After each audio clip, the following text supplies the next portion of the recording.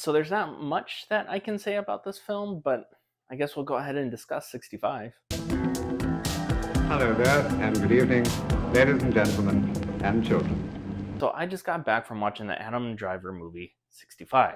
And if you're not familiar with this or haven't seen any trailers for this, basically it's him piloting a ship, getting hit by an asteroid, and landing on a planet with dinosaurs. Now, with the actual marketing for this flick, that's really all you see is him trying to escape with a little girl who, of course, was one of the passengers that he was transporting to another planet or a new location. With marketing, I feel like it could have been done a little bit better just because of the fact that it goes into a little bit more detail with his character that doesn't get described in the actual trailer. And that is the fact that he actually has a daughter. And the reason why he is on this journey to a different planet transporting these pedestrians is because of the fact that he's getting paid a higher bonus to try and help heal his daughter because she's down with some sort of sickness.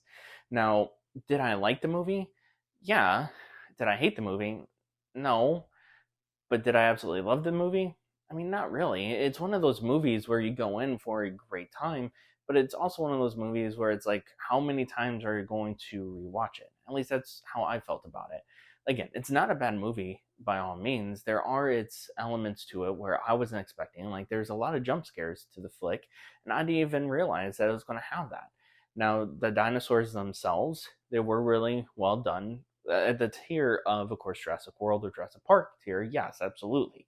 Now, when there's sci-fi elements to it, it doesn't really disappoint at all. It does feel like a sci-fi thriller, I guess, in a way, to the point where you do have those elements of it being a sci-fi movie. Kind of similar in a way where you take Alien or Aliens, the better sequel, and mix it with Turok, the video game. And that's the thing. It made me feel like it was a video game, or it could have been easily adapted to a video game, and it would have been probably 10 times better. And of course, with the video game aspect, an element to it, you can explore more of the planet, you can experience a little bit more, and it brings it more of a survival aspect to it, kind of similar to The Last of Us, or again, Turok in a way. And really, I feel like that's where this movie should have been, because really, it should have been more of a survival tactics to it. And don't get me wrong, there were survival tactics in the flick, and when, of course, they get stuck in a pickle or a predicament, it makes you feel, especially me as a father, what would I do in that situation? Now, Adam Driver does a wonderful job, regardless of what he does. I haven't seen a movie where he stars in that he does a bad job.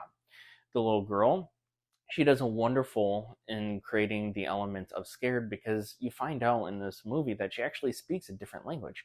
She is not from really his area of expertise, and because the translator of his ship, or part of his utility belt, if you will, was damaged. So you are now conflicting two characters and being in a situation of a planet that nobody's explored, nobody has ever heard of, and they're trying to communicate. And that's actually, honestly, one of the better parts of the flick. And it's because of their dynamic and their acting skills that actually makes you feel for both characters. But regardless, though, this movie, in my opinion, was okay. It was decent. It was good. Is it something that you could easily run to the theater? I mean, yeah, if you have nothing much more to watch. But at the same time, it is still a movie that you can still wait until it goes on Netflix or Hulu or anything of that nature. I enjoyed watching it, don't get me wrong. It was great for the movie theater, especially when you do have those jump scare elements to it. But if you're not dying to see it, then it's honestly one that you can wait until after it comes out in the theater. Again, not dogging this movie in any sort of way. It's just one of those films that, it's enjoyable and it's great, but unless if you're actually dying to watch it in the theater, you can wait. You can wait. But regardless, that's my review on it. Did you guys see it? Did you guys enjoy it? Leave your comments down below, and we'll see you next time on the next movie review.